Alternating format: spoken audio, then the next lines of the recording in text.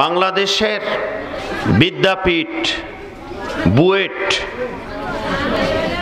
সেখানে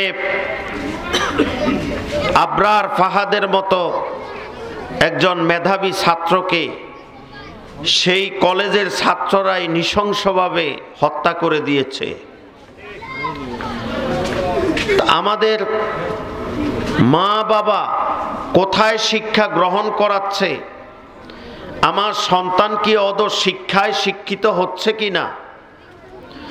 আমার সন্তান মানুষ হচ্ছে কিনা?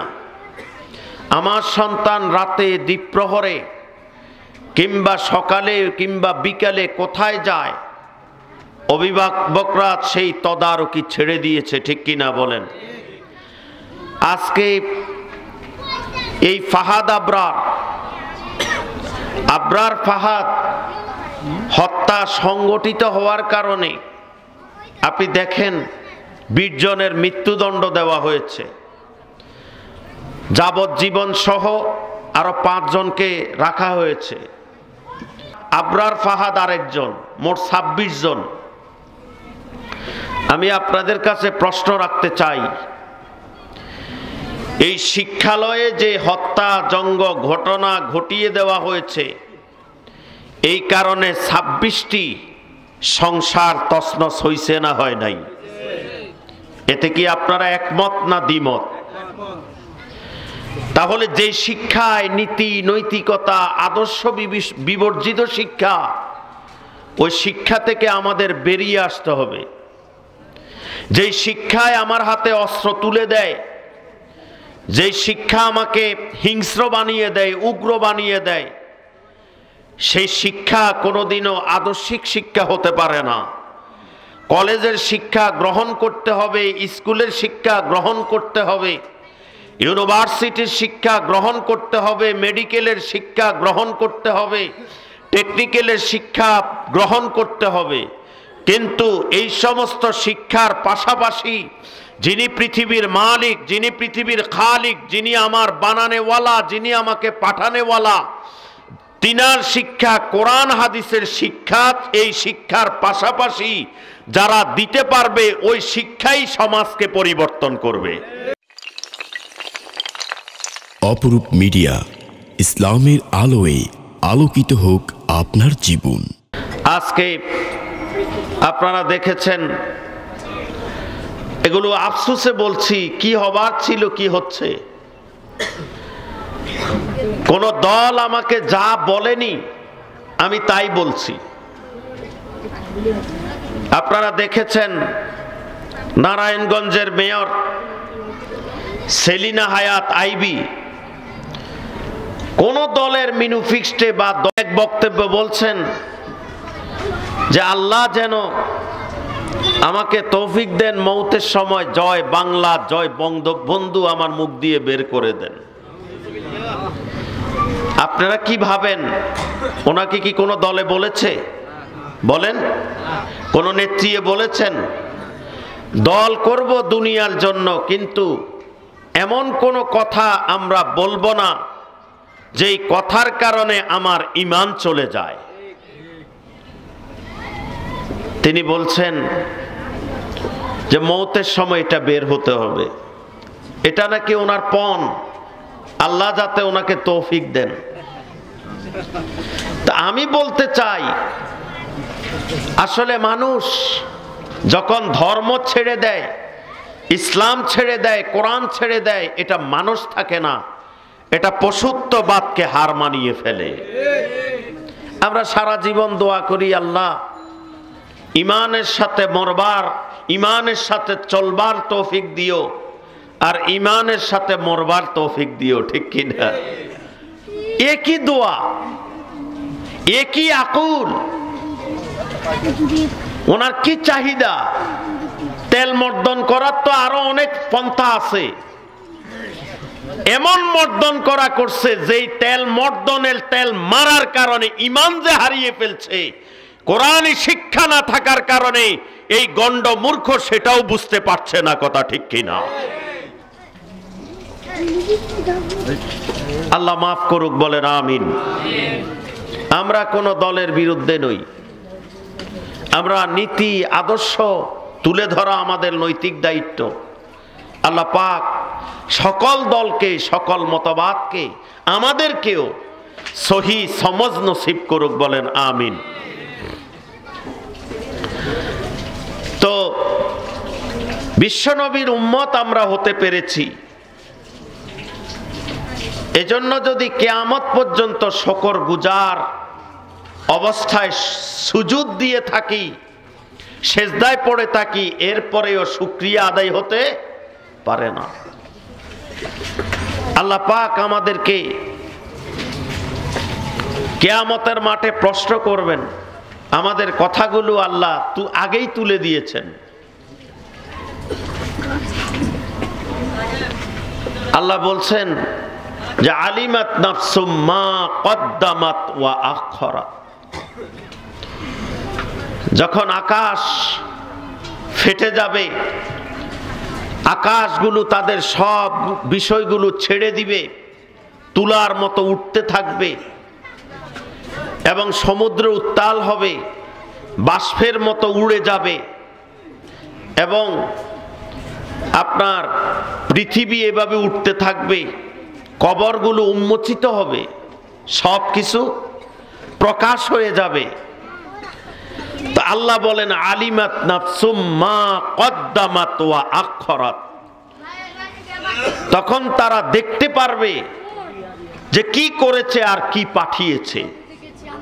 প্রথমে কি করেছে, দ্বিতীয়ত আখেরাতে, পরকালে সে আমল কি পাঠিয়েছে, সব তার চোখের সামনে ভেসে উঠবে। সব কি হবে বলেন, ভেসে উঠবে। ইয়া আইয়ুহাল ইনসানু মা গররাকা বিরব্বিকাল কারীম। আল্লাহ বলবেন, হে ইনসান, হে মানুষ, কিসে তোকে বাধা দিল, কিসে তোকে ক্ষতি করলো, কিসে তোকে ফিরিয়ে রাখলো? আমি রব থেকে, আমি তো তোর জন্য কারিম ছিলাম। কারিম ছিল কে? আল্লাহ।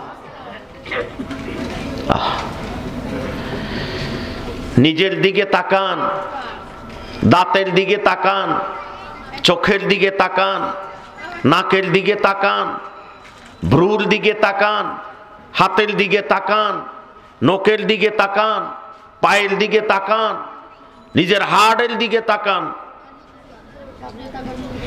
তাকাতে থাকুন। কে দিল এগুলো? বলেন, কে দিয়েছে? আল্লাহ দিয়েছে। কোন অস্বীকার করার কোন ব্যবস্থা আছে? আল্লাহ বলেন, আমি তো কারিম ছিলাম, সময় মতো তোরে খাওয়ার ব্যবস্থা করে দিয়েছি, পানির ব্যবস্থা করে দিয়েছি, মৌসুমের ফল দিয়েছি, যাতে সময় সময় তোমার যে শরীরের ঘাটতি, শক্তি সঞ্চার করার জন্য সমুদ্রের ভিটামিন জাতীয় মৎস্য তোর জন্য আমি বানিয়ে দিয়েছি, যাতে তুই ভক্ষণ করতে পারো এবং আমার গোলামি করতে পারো। সুস্বাদু মুরগি, সুস্বাদু গরু, সুস্বাদু দুধ এবং অসংখ্য সবজি তোমার জন্য আমি মেধাবী টেকনোলজিওয়ালা ইঞ্জিনিয়ার বানিয়ে দিয়েছি, তোমার জন্য চিকিৎসা বিজ্ঞানিক বানিয়ে দিয়েছি, যাতে শুধু তোর সুস্থতার জন্য, যাতে এগুলা ভক্ষণ করে কারে মানতে পারে? বলেন, কারে? আল্লাহকে, আমি কারিমকে যাতে মানতে পারো। আল্লাহ এরপরে বলেন, ফি আইয়ি সূরাতিম মা শাআ রাক্কাবাক। এই সূরত, এই শাকেল, স্ট্রাকচার, এই বদন, এই বডি এত সুন্দর করে কেডা বানাইলো? তুমি কি একটু চিন্তা করেছো কেডা বানাইছে? বলেন, কেউ বানাইতে পারে নাই। তাম পৃথিবীর যত বিজ্ঞানিক, যত দার্শনিক, যা কিছু আছে, তুমি মহাকাশ ভ্রমণ করতে পারো, বেশক তুমি সমুদ্র ভ্রমণ করতে পারো, অনেক কিছু বানাতে পারো, কিন্তু আল্লাহর সৃষ্টির একটা ধানের খোসা বানানোর পর্যন্ত ক্ষমতা তারা রাখে না। এত সুন্দর শরীর কে বানাইল? বানালো কে? আপনি জানেন, বিজ্ঞান প্রমাণ করেছে আপনার শরীরের মধ্যে যতগুলো শিরা উপশিরা আছে, সহজ ভাষায় যতগুলো তার আছে শরীরে, এগুলো যদি একটার পর একটা জোড়া লাগানো হয়, পৃথিবী কয়েক 100 বার ঘুরে আসা যাবে। আল্লাহু আকবার। বানাইছেন কে? আল্লাহ পাক। কোনদিন কি কল্পনা করছেন, একটু ভাবছেন যে আমি যে আমার আল্লাহর বিরুদ্ধে কথা বলি, আমার নবীর বিরুদ্ধে কথা বলি, আমি যে মাদ্রাসার বিরুদ্ধে অবস্থান নিয়েছি, আমি যে মসজিদের বিরুদ্ধে অবস্থান নিয়েছি, আমার কেমন আকল যেই আল্লাহ আমার বডির মধ্যে রক্ত সঞ্চার হওয়ার জন্য, সঞ্চালন করার জন্য ব্যবস্থা করে দিলেন, যেই আকলা আমার ধমনির মধ্যে রক্ত প্রবাহিত করে দিলেন, রূপ প্রবাহিত করে দিলেন, সেই আল্লাহর বিরুদ্ধে, আল্লাহর নবীর মাদ্রাসার বিরুদ্ধে আমি কথা বলি। আজীব ব্যাপার, আজীব ব্যাপার। বিবেক কি হইছে আমার, ঠিক কিনা? অথচ হাদিসের মধ্যে এসছে, বাইহাকি শরীফ ফি শুআবুল ঈমান নামক গ্রন্থে এসছে, কিয়ামতের মাঠে কি বলবো, বিশ্বনবী বলেছেন কিয়ামতের মাঠে এই কোরআন আপনার জন্য, আমার জন্য আল্লাহর সাথে কথোপকথন করবেন, উকিলের মতো জেরা করবেন, আল্লাহর সাথে কথা বলবেন, আল্লাহ কোরআনুল কারীমের জবান খুলে দিবেন, সেই অনুসারে আপনার জন্য সুপারিশ করবেন। চারটিখানি ব্যাপার। এই এলাকাবাসী শকর করা উচিত ছিল। কি করা উচিত ছিল? শকর। আরে ভাই, আমার মতো মৌলবী তো এখন পর্যন্ত একটা মাদ্রাসাও দিতে পারি না। খালি ভয় লাগে। কি লাগে? ভয় লাগে, ডর লাগে। কিন্তু এই যে মীর মোহাম্মদ রাশেদুল আলম আমার বন্ধু, মাদ্রাসা দিয়ে ফেলছে আপনাদের সহযোগিতায়। দয়া করছেন কে? শকর। আমি সহযোগিতা করতে পারেন না, কিন্তু বিরোধিতা করবেন না। কি করবেন না? কথা বলেন। কারণ মাদ্রাসায় এই রাশেদের বাবার কোনো পুঁথি পড়ানো হয় না, ঠিক কি না? এলাকাবাসীর কোনো ভাইয়ের বাবার ইতিহাস পড়ানো হয় না। কোরআনের তেলাওয়াত, নবীর জীবনী, আদর্শ দেখেছেন তো, পড়ানো হয়, ঠিক কি না? অতএব আকুল ও আবেদন, সহযোগিতা করবেন না ভালো কথা, কিন্তু বিরোধিতা করবেন না, ঠিক কি না? বিশ্বনবী যখন দ্বীনের দাওয়াত দিচ্ছিলেন, কাফেররা বিরোধিতা করছে। কোরআন তেলাওয়াত যখন হতো, আল্লাহর নবী, বিশ্ব নবী তেলাওয়াত করতেন, সাহাবায়ে কেরাম রাদিয়াল্লাহু তাআলা আনহুমগণ তেলাওয়াত করতেন। কোরআনের সুমধুর আওয়াজ ছোট বলো বড় বলো কাফিরদের কানে গেলে হেদায়েত পেয়ে যাবে। এজন্য কাফেররা জোরে জোরে ঢোল বাজানোর নির্দেশ দিত, যাতে কোরআনের তেলাওয়াত তাদের কানে না যায়। কারণ কানে গেলে কোরআনের প্রতি আকর্ষণ সৃষ্টি হবে, ঠিক কিনা? আল্লাহর নবী এবং সাহাবায়ে কেরাম যখন দ্বীনের দাওয়াত দিতেন মেরে দোস্ত, তখন কাফেরের দলেরা জোরে জোরে ঢোল বাজাতো, চিৎকার শুরু করত, শোরগোল শুরু করত। আজকেও যারা কোরআনের মাহফিলের বিরোধিতা করে, আল্লাহর বিরোধিতা করে, নবীর বিরোধিতা করে এবং মাদ্রাসা শিক্ষার বিরোধিতা করে, আমি আপনাদের সামনে প্রশ্ন রেখে যাই, ওই আরবের কাফেরদের আখলাক এবং চরিত্রের সাথে আমার চরিত্রের মিল হইছে কিনা? কি কথা বলেন না কেন? মিল হইছে না হয় নাই? কাফেররাও দ্বীনের বিরোধিতা করত, কোরআনুল কারীমের বিরোধিতা করত। আমি মুসলমানের ঘরের সন্তান হয়ে আমিও আল্লাহর নবীর কোরআনের মাদ্রাসার বিরোধিতা করি, আল্লাহর ঘরের বিরুদ্ধে কথা বলি। আমার আক্রোশের কারণে, আমার দলের কারণে, আমার ব্যক্তি মেজাজের কারণে, ব্যক্তি ইমেজের কারণে আমি কথা বলি। তাহলে ভাই, ওই কাফেরের চরিত্রের সাথে যদি আমার চরিত্র মিলে যায়, কঠিন কিয়ামতের ময়দানে আল্লাহর দপ্তরে পাকড়াও হওয়া লাগবে কিনা? কত কষ্ট এই কোরআনের জন্য বিশ্বনবী করেছেন, সাহাবাই কেরাম করেছেন। কাবা চত্বরে হাতিমে কাবার মধ্যে বিশ্বনবী রহমতে আলম তেলাওয়াত করতেছেন। কাফেরের দলেরা খবর পাইছে মুহাম্মদকে একা পাওয়া যাবে কোথায়? কাবার চত্বরে কোথায় পাওয়া যাবে? কথার উত্তর দিতে পারতেছেন না ভাই? কোথায় পাওয়া যাবে? কাবার চত্বরে। কে? মুহাম্মদ। কি করতে হবে? মুহাম্মদকে একা পাওয়া যাবে কাবার চত্বরে। কোথায় পাওয়া যাবে?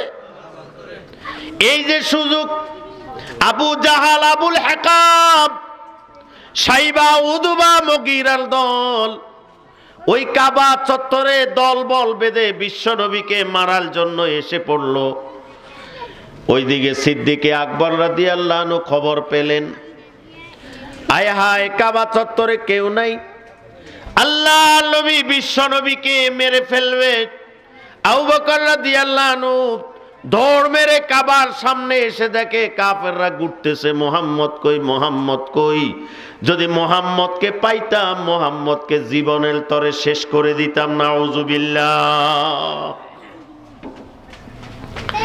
আল্লাহর নবী সাহাবী আবু বকর সিদ্দিক রাদিয়াল্লাহু আনহু বলেন,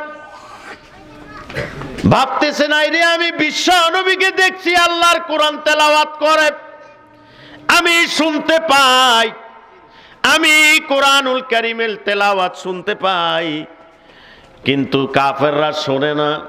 কাফেররা বিশ্ব নবীকেও দেখে না, রহমাতাল লিল আলামিন কেও দেখে না। এইভাবে পুরা কাবা চত্বরের মধ্যে দল বল বেঁধে ওই কাফেরের দলেরা বিশ্ব নবীকে না পাইয়া তারা বের হয়ে গেল। আবু বকর রাদিয়াল্লাহু আনহু গিয়া বিশ্ব নবীকে সালাম পেশ করে বলে, ওগো বিশ্ব নবী, বুঝলাম না কি ব্যাপার, কাফেররা আসলো আপনাকে মারার জন্য, আমি আবু বকর আপনাকে দেখতেছি, কিন্তু বিশ্ব ওই পথভ্রষ্ট কাফেররা আপনাকে দেখে না, কারণ কি? সুবহানাল্লাহ কইলেন।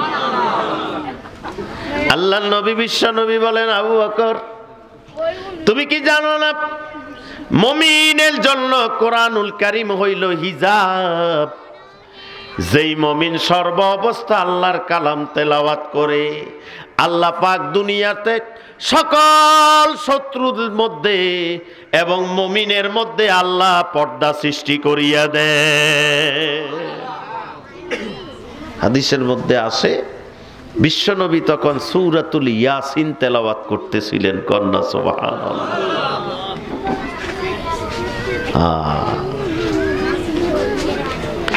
আমি যখন কোরআনুল কারীমের তেলাওয়াত করছি, কাফেরের দলেরা আমাকে এসে খোঁজ করে, কিন্তু পায় না, কারণ আমি আল্লাহর কালামে সূরাতুল ইয়াসিন তেলাওয়াত করতেছি।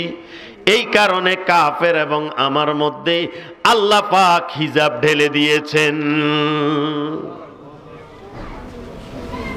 এই কোরআন তোরে হেফাজত করবে, এই কোরআন এই এলাকার জন্য নাজাতের একটা ব্যবস্থা হবে, এতে খুশি না? মৌলবী মাদ্রাসা করলো কা,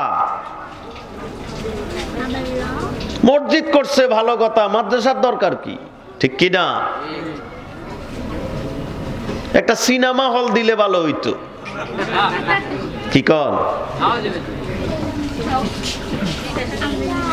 একটা থিয়েটার দিলে ভালো হইতো, যেখানে গানের ক্লাস নেওয়া হতো, জওয়ান বুড়ারা তালে তালে নাচতো, ঠিক কিনা? কি যে মজা হইতো। এই মজার জন্য যত সব করতেছে, এটা আফসোস, আমাদের জন্য আফসোস। এই কোরআন আপনার কবরে যে সঙ্গী হবে খবর আছে আপনার? আল্লাহর নবীকে প্রশ্ন করা হয়েছিল যে কবর আযাব মাফ হবে কিসে? বিশ্বনবী দুই হাদিসে দুই ভাবে বলেছেন। এক হাদিসে বলেছেন যে কোরআনুল কারীমের তেলাওয়াত করো, কবরের মধ্যেই কোরআন তোমার সাথী হবে, আল্লাহ কবরের আযাব মাফ করে দিবেন। আর এক হাদিসের মধ্যে বিশ্বনবী এভাবে বলেছেন যে বেশি বেশি পরিমাণে আল্লাহর জিকির করো। কিসের জিকির? আল্লাহর জিকির করো, ওই জিকির কবর আযাব থেকে তোমাকে পরিত্রাণ দান করবেন।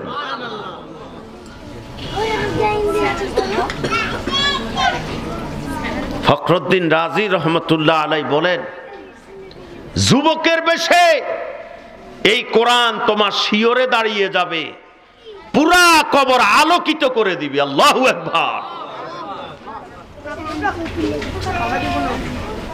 কোরআন হচ্ছে আলো, এই আলো মানুষকে আলোকিত করে। কোরআন জান্নাত যেমন আলোকিত অবস্থায় রয়েছে, এই কোরআন আলোর রাস্তা দেখায়। আল্লাহু আকবার।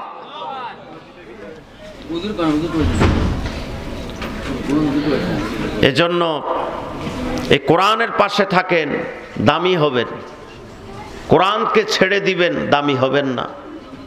আমি প্রায় বলি, খলিফাতুল মুসলিমিন ওমর রাদিয়াল্লাহু তাআলা আনহু যখন 56.5 লক্ষ বর্গমাইলের শাসনকর্তা, তিনি একবার একটা কাফেলা নিয়ে সাহাবায়ে কেরাম রাদিয়াল্লাহু তাআলা আনহুম আজমাইনগণের কাফেলা নিয়ে তিনি আসছেন, একটা মাঠের কোণে বসে পড়েছেন। এখন এখানে কোনো কারণ নেই, অথচ তিনি বসে পড়লেন।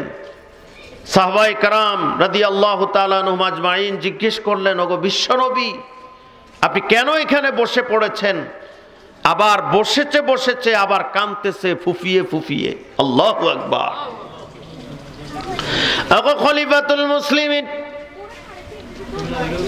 কোন কারণ ব্যতিরেকে এই মাঠের কোণে কেন বসে বসে কাঁদতেছেন? কারণ কি? কোনো কিছু হইছে কিনা? আমাদের কোনো গোস্তাকি হইছে কিনা? আমরা বেয়াদবি করছে কিনা? খলিফাতুল মুসলিমিন ওমর রাদিয়াল্লাহু আনহু বলেন, এই সেই মাঠ, আমার বাবা যখন আমি ইসলাম গ্রহণ করি নাই, সামান্য কয়েকটা মেষ আমাকে চড়াতে দিত। সামান্য কয়েকটা আমাকে কি করতো? মেষ চড়াতে দিত। ছাগল বকরি যে যেভাবে বোঝেন, চড়াতে দিত। আমার বাবা সামান্য কয়েকটা মেষ ছাগল আমাকে চড়াইতে দিত। আমাকে যদি 20টা দিত, আমি রাত্রে 7টা 8টা নিয়ে বাবার কাছে হাজির করতাম। আমার আব্বা বলতেন, ওমর, সামান্য কয়েকটা মেষ চড়াইতে পারো না, সামান্য কয়েকটা ছাগল পালতে পারো না, জগৎ সংসার পালবা কিভাবে? কয়, আজকে যখন আমি বিশ্ব নবী মুহাম্মদ সাল্লাল্লাহু আলাইহি ওয়াসাল্লামের হাত মোবারকে হাত দিয়ে কোরআনুল কারীমের ছায়ার মধ্যে এসে পড়েছি, কোরআন বুঝেছি, কোরআনের উপরে আমল করেছি, আমার আল্লাহ আমাকে এমন যোগ্যতা দান করেছেন, আমি যদি মদিনার মসজিদে খুতবা দেই, আমার আল্লাহ সেই অনেক হাজার হাজার মাইল দূরে পৌঁছে দেয়। আমি যদি নীল নদের মধ্যে চিঠি লিখি, আমার আল্লাহর হুকুমে নীল নদের মধ্যে পানি এসে যায়। আমি ওমর আজকে 56.5 লক্ষ বর্গ মাইলের শাসন করতাম। এটা আমার ব্যক্তির কোনো ক্ষমতা নাই, এটা একমাত্র আল্লাহ পাকের ইচ্ছায়, কোরআনুল কারীমের ক্ষমতা। এই জন্য যেই জাতি কোরআন গ্রহণ করবে আল্লাহ তাদেরকে উঠিয়ে দিবেন, আর যারা কোরআন ছেড়ে দিবে, কোরআনকে অবমান করবে, কোরআনের শিক্ষাকে তুচ্ছ তাচ্ছিল্য করবে, হুজুরদেরকে, ওলামা হযরতদেরকে তুচ্ছ তাচ্ছিল্য করবে, আল্লাহর নবী বিশ্ব নবী মুহাম্মদ সাল্লাল্লাহু আলাইহি ওয়াসাল্লাম, ওমর ইবনুল খাত্তাব রাদিয়াল্লাহু আনহু বর্ণনা করেন, বলা হয়েছে ওই কোরআন তাদেরকে নাকাম করে দিবে, তাদেরকে ধ্বংস করে দিবে। ধ্বংস হতে হতে মেরে দোস্ত দুনিয়াতেও শান্তি নাই। শত শত ট্যাবলেট খাইলেও ঘুম আসে না, স্ত্রী স্বামীরে মারে, স্বামী স্ত্রী মারে, বাবা ছেলেরে মারে, ছেলে বাবারে মারে। শত শত ট্যাবলেট খাওয়ার পরেও বাবা ঘুম আসে না, ঠিক কিনা? এটাই বাস্তব। আমাদের লাইফ স্টাইল চেঞ্জ হয়েছে, আমাদের লাইফ স্টাইল উন্নত হয়েছে, আমরা প্রগতির তালে তালে এগিয়ে চলছি। মাটির ঘর নাই, আর মাটির ঘরটাকে রাখছি জাদুঘরে দেখার জন্য। ঘর আগে ছিল সংকীর্ণ, ঘর আগে ছিল ছোট, কম দামি ঘর, বসবাসে আরাম। আজকে ঘরের মধ্যে এসি লাগাইছি, বড় বড় বিল্ডিং করছি, শান্তি নাই। তার একমাত্র কারণ আমাদের লাইফ স্টাইল চেঞ্জ হওয়ার পাশাপাশি ইসলামকে আমরা চেঞ্জ করে দিয়েছি, ঠিক কিনা? কেমন চেঞ্জ? সবে বরাত আসলে শুধু আল্লাহ আল্লাহর নবী, সবে কদর আসলে আল্লাহ আল্লাহর নবী। কিছু পয়সা হইলে হাজী সাহেব লেখার জন্য হজে যায়,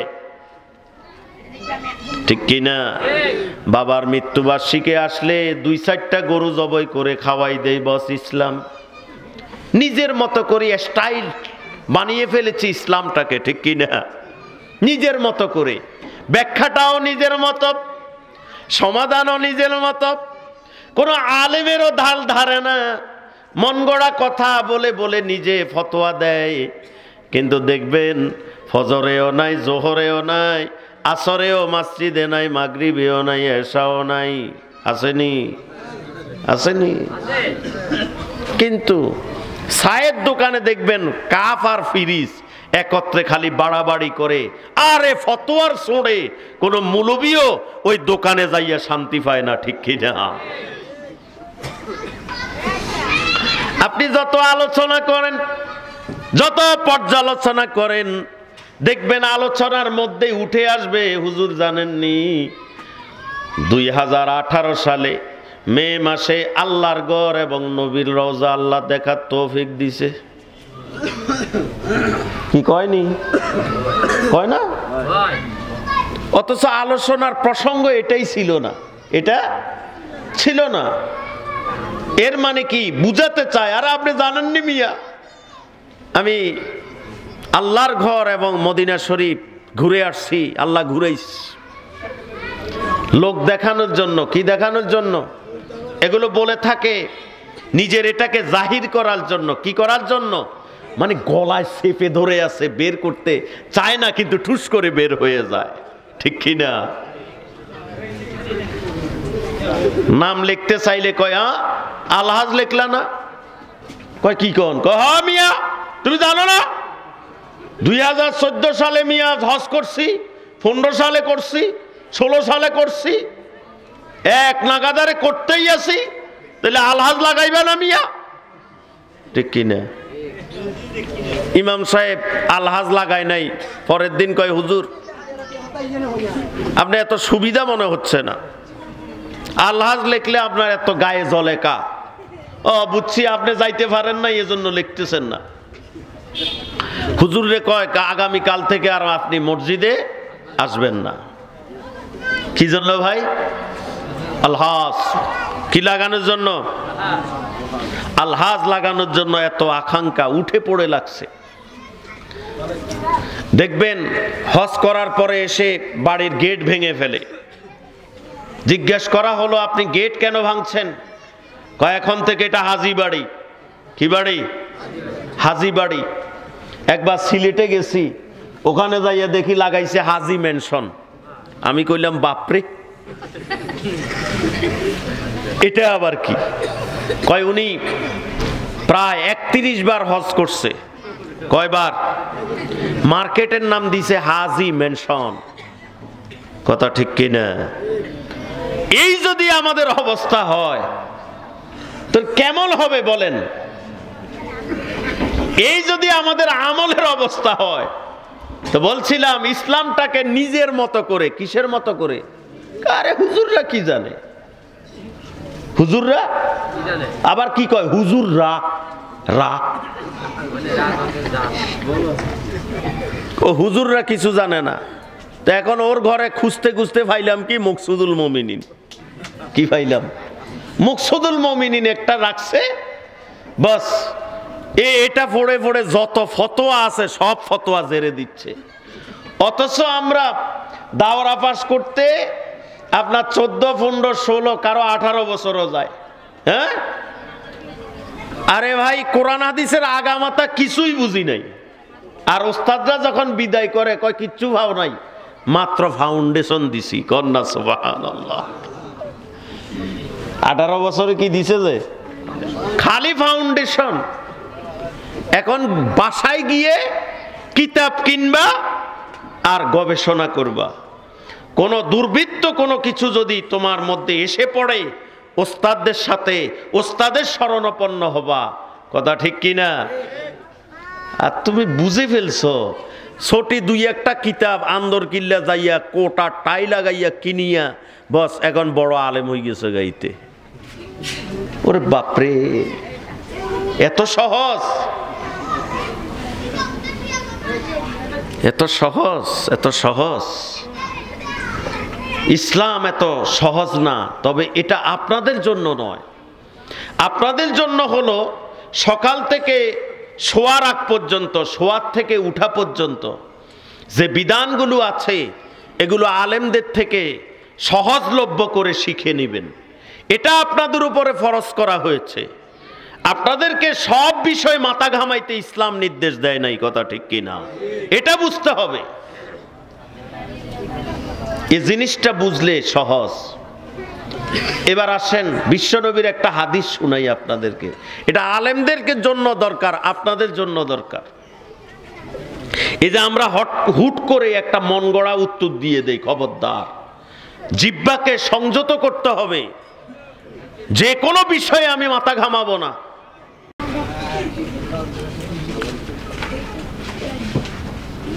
যতক্ষণ পর্যন্ত ওহী নাজিল না হবেন, আল্লাহ পাক না জানাবেন, অতক্ষণ পর্যন্ত আল্লাহ কি, আল্লাহর নবী কোনো কথা বলবে না। বিশ্ব নবী জমিনের মধ্যে সর্বনিকৃষ্ট জায়গা কোনটা আমাকে বলেন। বিশ্ব নবী এত বড় নবী হওয়ার পরেও যেই আল্লাহ বিশ্ব নবীকে আরশের পাশে বড়াবেন, আল্লাহর পাশে, আল্লাহু আকবার কইলেন না? যেই নবী ছাড়া কোন নবীরা সুপারিশ করতে আকাঙ্ক্ষা পেশ করবে না। হাসরের ময়দানের হিসাব নিকাশ শুরু হোক, কোন নবীরাও সাহস করবে না, সবাই শুধু বিশ্ব নবীর কথা বলে। ওই বিশ্ব নবী বলেন এই কথাটা আমার জানা নাই। সুবহানাল্লাহ। এই কথাটুকু আমার জানা নাই, আমার আল্লাহ থেকে জেনে আমি তোমাকে জানাবো। জিবরাইল আলাইহিস সালাতু ওয়াস সালাম আসলো। আল্লাহর নবী বিশ্ব নবী বললেন জমিনের মধ্যে সর্বনিকৃষ্ট জায়গা কোনটা?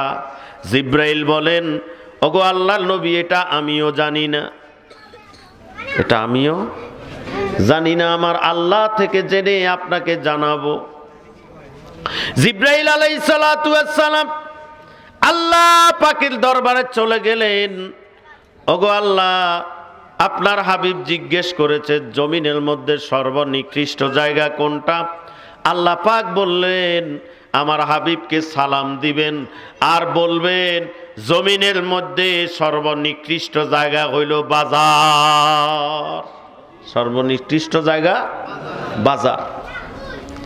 এখান থেকে ছোট্ট কিছু কথা বলে দেই সবাইকে। বিশ্বনবীকে বললেন যে আমি জানি না, এর মানে নবী জানে না, উম্মতকে শিক্ষা দেওয়ার জন্য। কাকে কথা বলেন? উম্মতকে শিক্ষা দেওয়ার জন্য যে কোনো বিষয়ে যদি তোমার জ্ঞান না থাকে, আর কোনো আলেম যদি দুর্বৃত্ত কোনো জিনিস তোমাকে শিখায় আর যদি বলে আমার অনুমতি ছাড়া বলবা না, সেটাও আপনি বলার কোনো অধিকার রাখেন না। কত বড় কথা, কত বড় লোটফুল নবী হয়েও বলে আমি জানি না, আমি বলতে জানি না, আমার আল্লাহ থেকে জেনে আমি তোমাকে জানাবো। আল্লাহু আকবার। আহাব্বুল বিলাদি ইলাল্লাহি মাসাজিদুহা ওয়া বুগাদুল বিলাদি ইলাল্লাহি আসওয়াকুহা। আল্লাহু আকবার। পৃথিবীর মধ্যে সর্ব উৎকৃষ্ট জায়গা হচ্ছে আপনার মসজিদ, আর সর্বনিকৃষ্ট জায়গা হলো বাজার। বলেন তাহলে আপনি না জানলে বানিয়ে কোনো ফতোয়া দেবেন না, কোনো মাসালা দেবেন না, অনধিকার চর্চা করবেন না। আমিও যদি না জানি যে আমি মসজিদের ইমাম, আমি যদি না বলি আমার একটা শরম আছে না? এই শরম থেকেও বানিয়ে বানিয়ে কথা বলা নিষেধ, ঠিক কিনা? যদিও আপনার মাসালাটা হইছে, কিন্তু আপনি এটা না জেনে বানাই বানাই বলার কারণেও গুনাহগার হবেন, ঠিক কিনা? তাহলে পণ্ডিত নয়, আমি বহুত কিছু জানি নয়, যতই জানি গাছে যত ফল ধরে, গাছ কি নয়ে যায়, গাছ হেলে যায়, ঠিক কিনা? কলা গাছ দেখবেন যত বড় ছড়ি হয়, দেখবেন গাছ এভাবে নত জানু হয়। এজন্য মুমিনের উচিত যত জানবেন, যত মানবেন, যত আমল করবেন, তত নমনীয় হবেন। কি হবেন বলেন না? আমিও যে এখন আমি বক্তার ঘরের তক্তা, হ্যাঁ, আমি আসার আগে 30,000 আমার অ্যাকাউন্টে পাঠাই দিবা, আর বয়ান শেষ মঞ্চ থেকে নামার সাথে সাথে 20,000 দিয়া দিবা। এরপরে আমার জন্য অমুকখানে দাঁড়িয়ে থাকবা 50 জন। এরপরে বিরাট একটা মিছিল হবে। এরপরে আমার মাইকের চাহিদা হলো কমপক্ষে 50টা মাইক দিবা, আর ঢাকা থেকে অমুক কোম্পানির মাইক আনবা। এরপরে ইকো লাগবে আমার, যাতে কোনো সমস্যা না হয়। কত শর্ত এরকম আছে না নাই? আবার আপনাদের মধ্যে ওগুলা চাহিদা বেশি, ঠিক কিনা?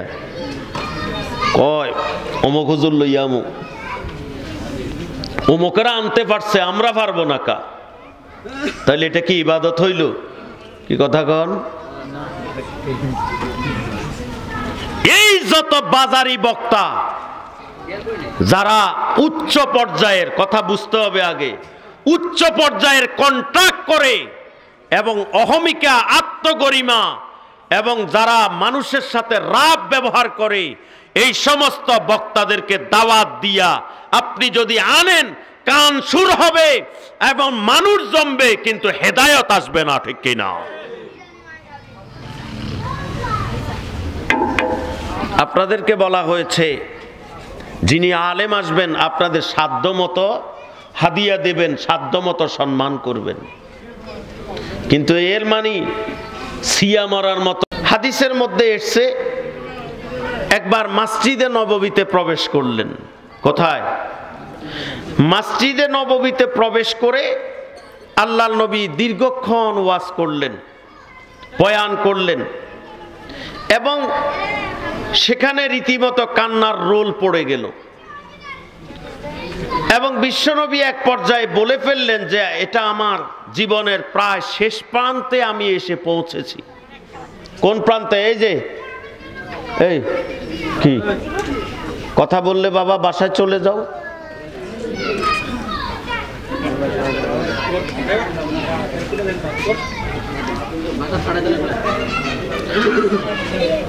বিশ্বনবী কি বললেন?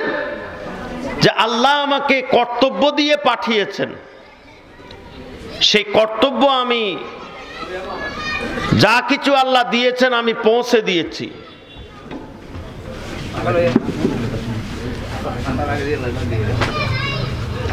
কিন্তু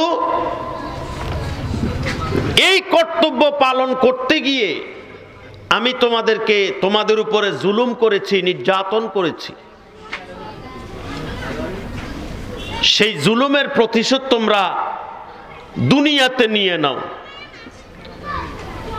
আমার আল্লাহর সামনে যাতে আমি জুলুমবিহীন অবস্থায় দাঁড়াতে পারি। আল্লাহু আকবার।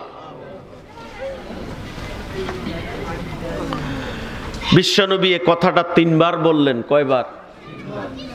হাদিসের মধ্যে আছে 3 বার বললেন। মসজিদে নববীতে কান্নার রোল।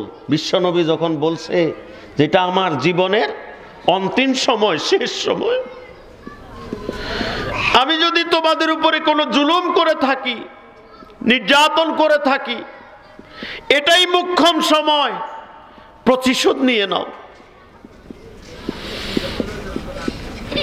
আমি যদি কোনো কষ্ট দিয়ে থাকি, প্রতিশোধ নিয়ে নাও।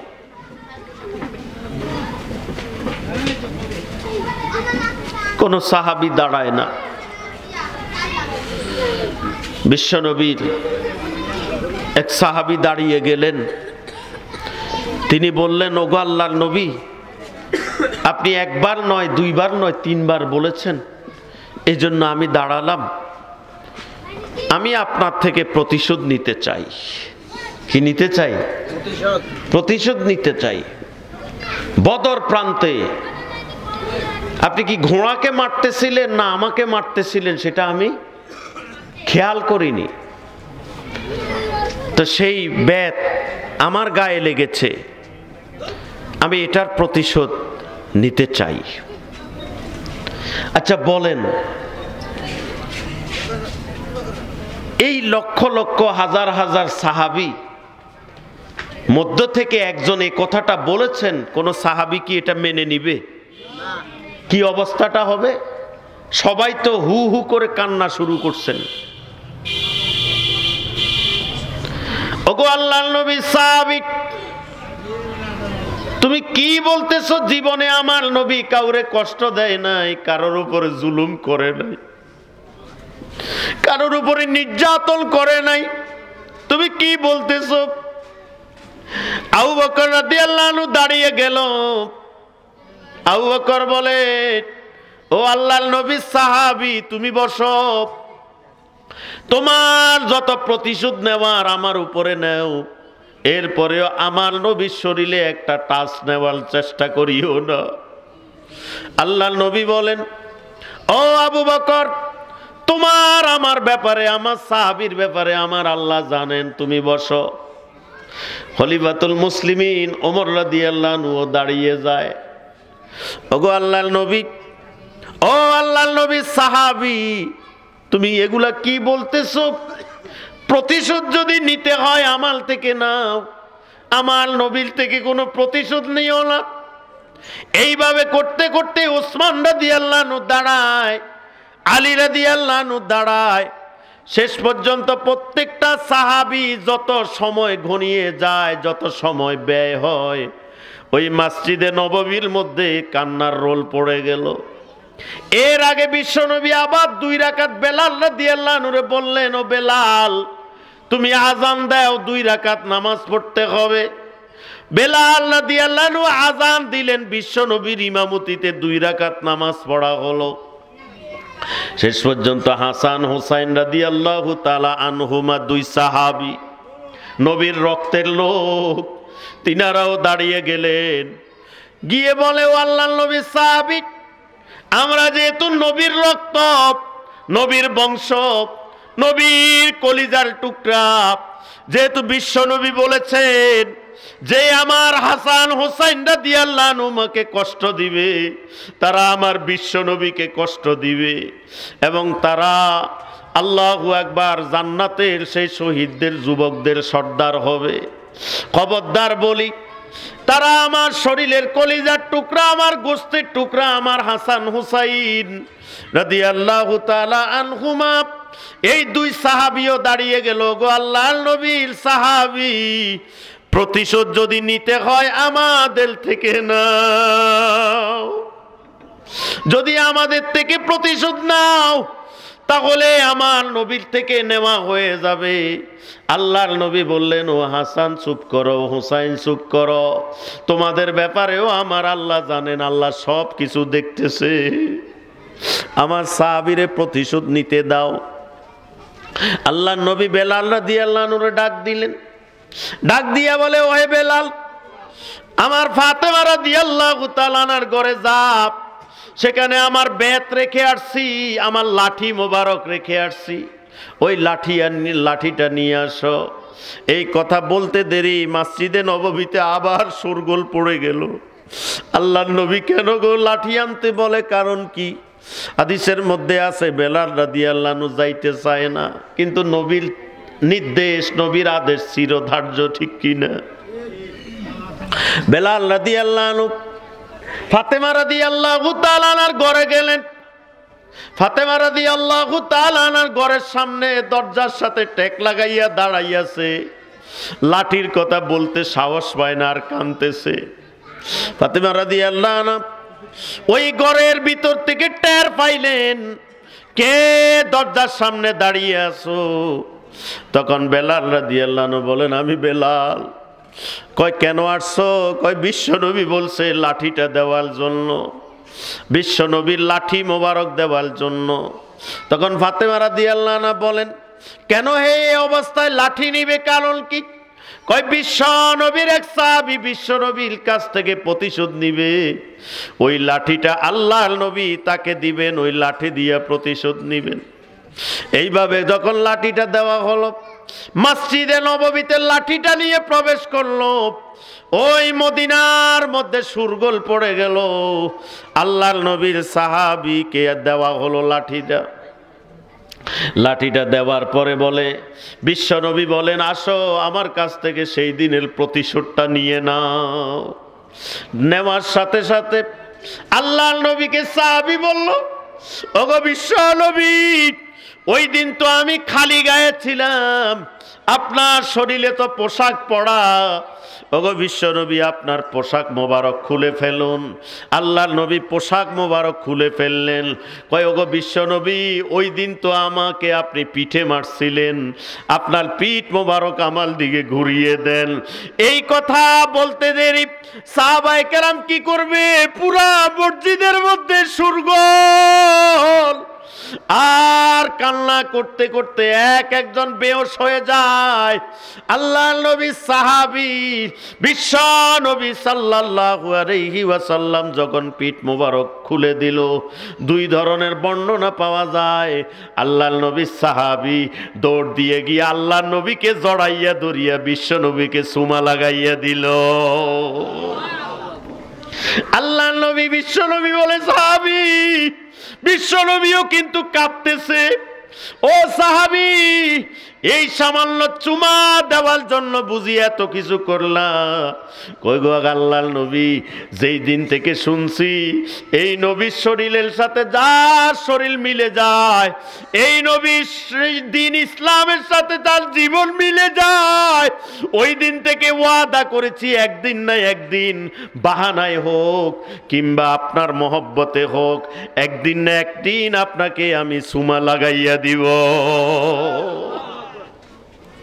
আর হাদিসের মধ্যে আছে, যেই দিন শুনছি আপনার পিঠের সিনা মোবারকের এখানে মোহরে নবুয়ত, সেই দিন থেকে ওয়াদা করছি আমার নবীর মোহরে নবুয়তের মধ্যে চুমা না দিয়া আমি মরব না। আমার মালিক মোহরে নবুয়তের মধ্যে চুমা না দিয়া আমাকে তুমি কাফনের কাপড় পরাইও না। সব সময় আমি দোয়া করি, ওগো বিশ্বনবী, কিয়ামতের মাঠে যদি আমি সাহাবীর কোনো আমল যদি কবুল না হয়, আমার মালিককে আমি বলবো, গো মালিক, আমার কোনো আমল নাই, আমার কোনো আমল নাই গো মালিক। কিন্তু আমি তোমার নবীকে জড়াই ধরছি, নবীর মোহরে নবুয়তে চুমা দিছি, তোমার শরীরে তোমার নবীর শরীর মোবারকে চুমা লাগাইছি, এই উসিলাই হইলেও আমার জীবনের গুনাহ মাফ করে ওগো আল্লাহ তুমি আমারে জান্নাতের মধ্যে ঢুকিয়ে দাও।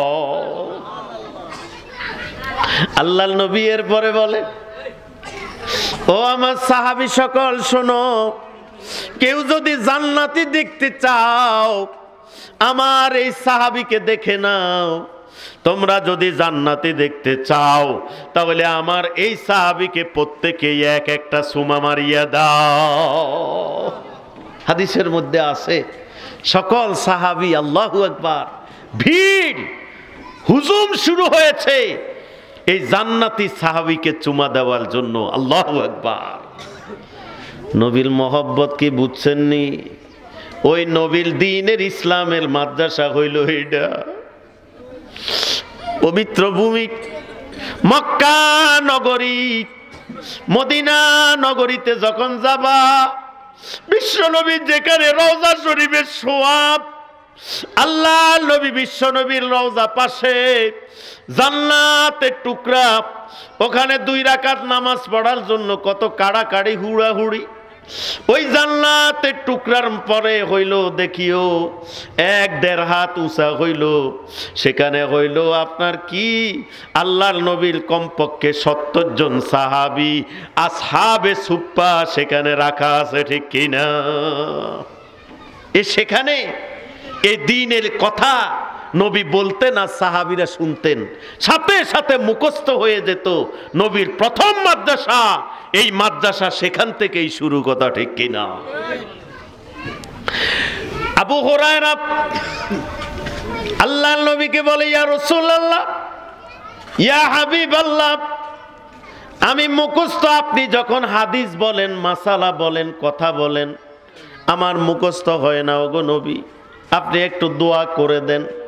হাদিসের মধ্যে আছে বিশ্বনবী নিজের চাদর মোবারক পরিয়ে দিলেন এবং মাথা মোবারকের উপরে হাত রেখে দোয়া করে দিলেন।